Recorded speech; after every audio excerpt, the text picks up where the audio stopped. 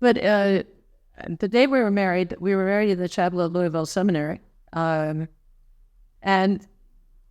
we drove down here and moved into faculty housing at Columbia Seminary, and I began teaching here January 2nd of 1974. So it was a very short honeymoon. Bueno, son dos otras cosas. Una cosa que pasó es que queríamos hacer el servicio bilingüe. Y el obispo episcopal de Louisville, que era donde yo vivía, era un señor que había sido obispo en Colombia, así que yo había conocido allá, así que le pedimos a él que hiciera una parte en español y el presidente del seminario hizo la parte en inglés. Y en el ensayo, pues Catherine insistía en decir que ella prometía que me iba a querer hasta ahora y después que la muerte nos separe. Y yo digo, de eso, pues At least in the service I did. Pero, fue un pequeño juego. La otra cosa fue que me llamó el obispo metodista de México diciendo, vamos a celebrar el centenario de la iglesia ahora en época de Navidad y queremos que usted venga a hablar. Y yo, no puedo ir porque me voy a casar. Y dice, no, venga, no supe, venga, te pagamos la luna de miel. Yeah. Y nos fuimos en luna de miel a la Ciudad de México con la interesante expectativa de decir que estábamos en luna de miel, por la noche iba a dar la conferencia. And that was my introduction to Latin America. I had never been to Canada. I'd been to Spain, but I had never been in Latin America. And that began what might be termed a whirlwind, because you had accepted at the same time, from, it was Pew. No, that was the Episcopalians. Which Okay. Yeah, the Anglicans, both of them together. Perdón, era la iglesia episcopal y la iglesia anglicana juntas. Y la iglesia episcopal, lo que llaman la novena provincia, es todo en México para abajo hasta Ecuador. Y el Caribe también, el Caribe de la Hispana. Y en la iglesia, lo que llaman los anglicanos, la iglesia de la provincia de las Indias Occidentales, es todo el Caribe británico. Y esa gente todas querían hacer un estudio sobre los programas de educación teológica, me lo pidieron a mí. Yeah. Y me preguntó el que lo estaba presidiendo, me dice, ¿cuál va a ser tu horario? Yo dije, bueno, exactamente las propuestas de los viajes míos y los gastos míos, porque quiero que mi esposa vaya conmigo. And we both taught Tuesday, Wednesdays, and Thursdays, which meant we could leave, and with Atlanta Airport being so close and we could go directly anywhere, we would leave on Thursday afternoon to go to wherever we needed to go and come back Monday evening. And Mexico, just after we were married, was not part of that. But it was the first time I had been in Latin America. And then almost immediately, we were in El Salvador. And then we were in Jamaica and Barbados. And I mean, it was just constant. Until June, we were in Puerto Rico. That was the first time I'd been in Puerto Rico. And from there, we left. It was just a whirlwind for me. In June, we went to Puerto Rico as part of the study of the ninth province. And we left from Puerto Rico and went to Panama and then to Ecuador because you needed to be at a meeting of Ceylon. Yeah. América Latina. Mm-hmm. And you were invited to give some reflections on the meaning of ministry, ordained ministry in Protestantism. But they discovered that I also was ordained, and so when it came to the issue of the ordination of women, you were my translator. See? So, but it seemed to me we were everywhere for the first 6 months we were married. Aquella fue una reunión interesante. Hicimos ahí algunos buenos amigos que todavía son amigos hasta el día de hoy, pero había un espíritu un poquito de presión, que no se era nada nuevo. Antes 2 o 3 jefes que estaban allí, y un día en la misa, todos mirando por el frente, estamos orando y cada cual presenta su programa de adoración. Quería que se orara. Y uno de los obispos, que nadie sabía quién era, pero sabía que era brasileño por palabra, pero dijo, te pedimos, Señor, que tú te reveles al Santo Padre en Roma y a los que le aconsejan para que cesen de impedir tu misión en América Latina. Ahí seguía aquello que se inventó y empezó todo el mundo a hablar, empezaron cosas nuevas. Y fue una reunión muy, muy intensa, fue productiva. But I began teaching at Columbia in the midst of, so people thought I was rather strange to begin with because it was constantly flying off everywhere. But at Louisville, they were getting accustomed to having a woman faculty member. At Columbia, they were doing that, but also they had absolutely no idea what to do with a faculty husband. And especially one who wrote the textbook. And one day, it was probably almost the first week of classes one year. And I had all first-year students in church history. And we were using, this must have been more than it must have been about the second or third year. We were using Justo's 3 volumes of the history of Christian thought. And as is typical, occasionally at the beginning of a school year, there was a student in about the second row of this big classroom who asked a question that was not really a question. It was more to get noticed. He was here. And so he said, "What does the author mean by the footnote on page 36? Well, Justo was going to have lunch with me at the seminary, and he had come in the back door of the classroom and was seated up on the top of the back row. And I thought there's no point in my answering that question if the author's here, so I just looked up to the back row. At which point, Justo didn't have the textbook with him, but he took a textbook from a student next to it who had no idea who this was, who just swiped his textbook.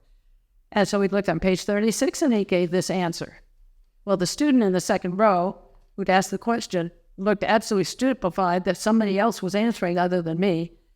And the student that Justo had taken his book said, "Do you mean we have to know the footnotes too?" And had no idea who he was talking to, but there were just a whole lot of interesting things that happened. And the students eventually didn't know who was there. And he would come in and lecture occasionally, which was also enjoyable most of the time. Sometime I wouldn't let him tell jokes. So the class didn't hear all of that. Pronto las cosas empezaron a bajar un poquito, ¿verdad? Era una época en que el asunto de los derechos de las mujeres, la participación de las mujeres en la iglesia y todo estaba mucho en debate. Varias iglesias habían empezado a ordenar mujeres poco antes, algunas todavía no las estaban ordenando, bastante no las estaban ordenando. En el campo político del país se estaba discutiendo una enmienda para garantizar que las mujeres tenían derechos iguales a los varones por enmienda a la Constitución, así que la Constitución estableciera que no se podía discriminar contra personas por razón de su género. Y así que había mucho interés en eso, y Catherine estaba hablando por todas partes, porque como ella bien dijo, había en el seminario protestante, que aparte de educación cristiana, que había otras mujeres enseñando, pero en otro campo no había nada más que ella y otra en Princeton. Así que iban hablando por todas partes. Y yo he visto un poco de algunos lugares de América, no tanto de allá, pero después se empezaron a cambiar. Pero siempre insistíamos, cuando invitábamos una cosa a la otra, íbamos a ir juntos. Y mi parte de la idea era para abrir la cuestión a un campo más amplio que la preocupación de cada grupo en particular. La mayor parte de los grupos que invitaba a Catherine eran grupos de mujeres, mayormente blancas, de clase media o clase media alta, que posiblemente muchas de ellas tenían sirvientas que no estaban tan liberadas como ella. Y al mismo tiempo no se interesaban en otras cuestiones de justicia social. Ellos sí se interesaban, pero no era el tema principal. Y entonces ella decía, bueno, yo voy, pero voy a ir con mi esposo, nosotros hablamos juntos y demás. Y yo voy a hablar juntos, pero entonces hacíamos una cosa interesante. Si íbamos a hablar del asunto de las mujeres, nosotros vamos a decir alguna cosa fuerte sobre los derechos de las mujeres. No lo decía yo, lo decía yo. Y si íbamos a decir algo acerca de asuntos sociales, de justicia internacional y todo eso, no lo decía yo, lo decía Catherine. Así que era una cosa interesante, y así sigo por mucho tiempo. Teníamos ya... But the thing I remember the most, it was the June of the year we were married. So it was just before we went to Puerto Rico, I think.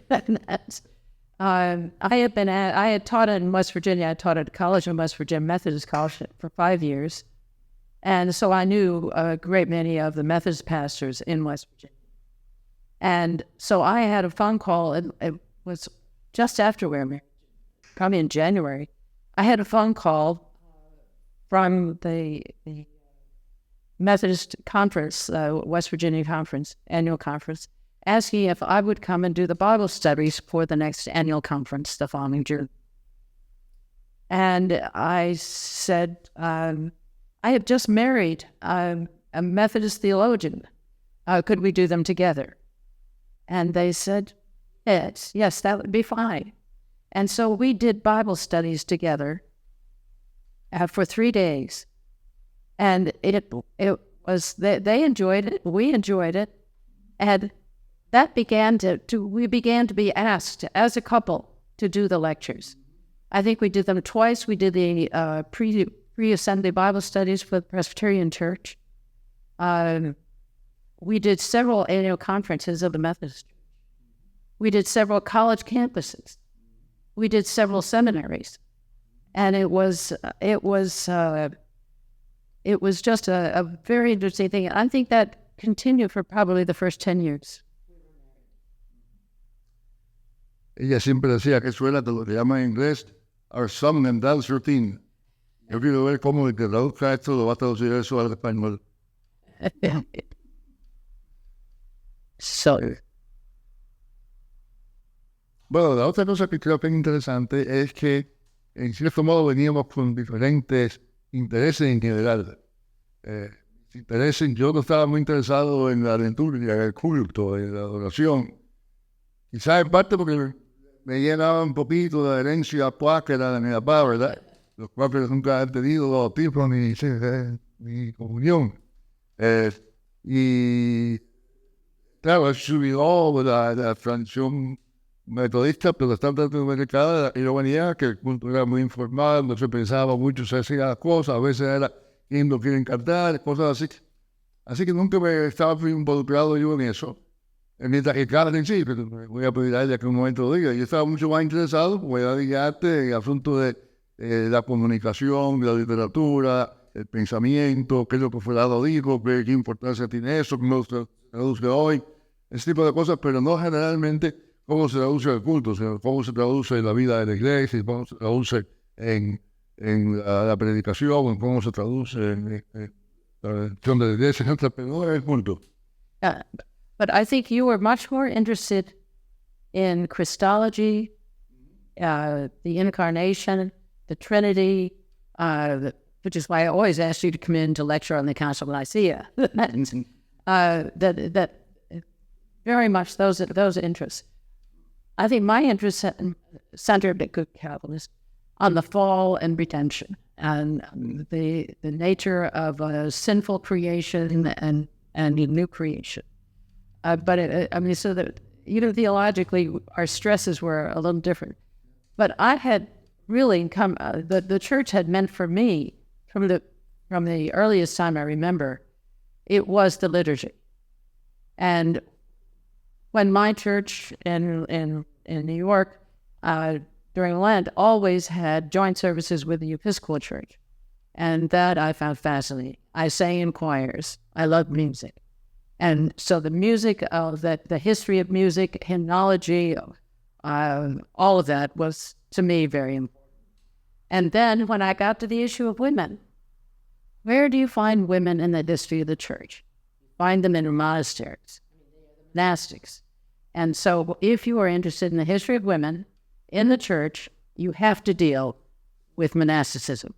And if you deal with monasticism, you deal with a different liturgy. And you deal with the history of the hours of prayer. And you deal with all of that. And you deal with women whose life is that. And it gives you a totally different perspective on the history of the church. You've got about 10 centuries that Protestants often know nothing about. That is from Benedict to the Reformation.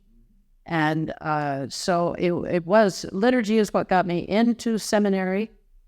My dissertation was on a line from the Easter Eve liturgy. I mean, so it was central to what I was doing.